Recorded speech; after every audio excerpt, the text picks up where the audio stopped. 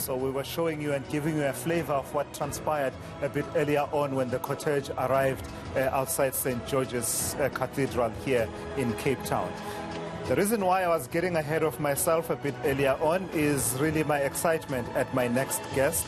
We were talking about Archbishop Desmond Tutu becoming the first African Archbishop of Cape Town of the Anglican Church, Southern Africa Province. Well, the next person to occupy that position was Archbishop Njongonkulu Ndungane, who joins me now, who succeeded Archbishop Desmond Tutu upon him vacating that position. Archbishop, I've got to thank you for your time. It's a pleasure. My condolences. I can only imagine what the loss of Archbishop Desmond Tutu must mean to you. He wasn't well for quite a period of time, and there was a sense of acceptance, certainly from the family. And many South Africans have been saying that you know, his time perhaps would come. But nevertheless, when it does come, it still is something that is difficult to accept, I imagine. It is indeed. We're all devastated because of the close relationships that we have had with Archbishop Tutu, his leadership of our church, and in fact, I think about 2 weeks or so ago, I did visit the Tutus, and he was looking very frail and in much pain. And it was just before they moved to the Frail Care Center.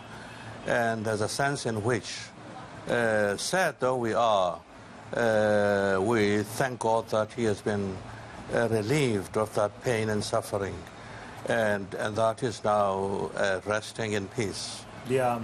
Archbishop, before I ask, before we start on this journey of reflection, let me ask you to speak to a certain aspect. People who know, funerals to be somber occasions where, we are in such deep pain and sorrow, and there's a sense of, oh, it's final and we will not see this person anytime soon. Of course, in the Christian faith, you believe that we will see them again, but at that moment, we are in deep sorrow and in deep pain. But you don't see much of this sorrow and deep pain at the moment, and someone would say perhaps there's a contradiction because much of what we've spent time with has been a celebration of the Arch's life. I would suggest that given his personality, this is what he would have wanted. Oh, definitely. I was greatly privileged and honored to have worked with Archbishop Tutu at two very critical areas of his ministry. Firstly, when he was General Secretary of the Council of Churches, I was detailed by the then Archbishop of Cape Town to be his representative in Johannesburg and to liaise with ecumenical agencies. And as such, my office was in Khotso House. I was there to be the face of the Archbishop of Cape Town and the Anglican Church, and to hold Archbishop Tutu's hand in all the challenges that we had in those times as he led the South African Council of Churches, which was, of course, the face of the church in the struggle against apartheid. That was the first area of ministry. I was very much closely involved with Archbishop Tutu in making him look good as he was leading the churches then. And then, of course, when he became Archbishop of Cape Town, he invited me to be the executive officer of the church.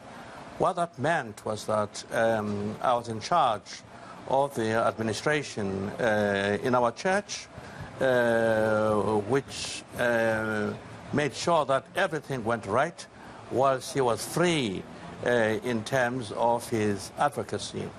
And he was a live wire in all what he did. And I used to say to myself, I pity the person who will succeed Archbishop Tutu. And lo and behold, I was elected by the church to succeed him.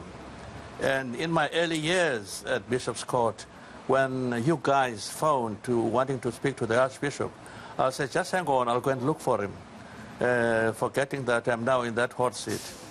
So those are the reflections, and I think that it's a sense of thanksgiving to God for his illustrious ministry, which he has exhibited over the time. And I think that's why people have that expression of joy. Yeah. So in terms of what the retort would be from people that he would speak up against and whose policies he would speak up against would be, you know, the cassock you are wearing, you are basically masking your own political ambitions. And I've heard the words being used that they you know, the message would be stay in your lane. You've got no business being involved in politics. But it wasn't so with both yourself and Archbishop Desmond Tutu. Well, tell me why that was important. Well, it's a commitment to justice. And I think that for Archbishop Tutu, his depth of spirituality informed his ministry in terms of commitment to justice and commitment to the dignity of human people. And I think that we saw that in terms of the SACC, for instance, that he was the face of the church in the struggle against apartheid. And the apartheid regime did its best to try to suppress that voice. You remember the ELF Commission, which was there to investigate the churches, and it actually made the church leadership come together. As much as they wanted to destroy Archbishop Tutu, we then formulated ways of responding to the church. And I recall that we had all kinds of theologians coming together to prepare a statement in support of Archbishop Tutu in terms of what he was doing, that he wasn't alone. He was reflecting the justice of God for which we all stand for. And of course, we had that document that was produced, the Kairos document, which was saying that apartheid is a heresy and it is a sin. And of course, far from it being able to destroy the spirit of the church, let alone Archbishop Tutu, it sort of rallied the church, not only in South Africa, but worldwide. I recall during the hearings of the ELF Commission that we had leadership organized by the Archbishop of Canterbury, who is the spiritual head of the Anglican Communion, to come and be supportive of Archbishop Tutu, to testify at the ELF Commission. In those days, I was liaising with government as well, and some officials in foreign affairs were saying, why is the Anglican Church interested in Archbishop Tutu? Because there was no evidence that we were supporting the SACC financially. And I recall that I replied in the words of the then Archbishop of Cape Town that if you touch one bishop in the Anglican Communion, you touch us all.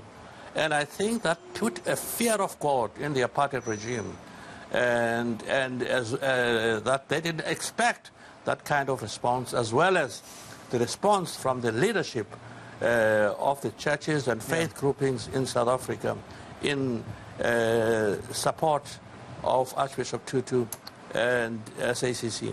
Archbishop Ndungane, I'm going to ask that we pause for a moment, and our conversation will continue in a moment, because I do want to explore a few of the main themes and the main struggles that you were side by side with Archbishop Tutu on, including the issues of sexuality and sexual identity within South African society, which did come up from time to time.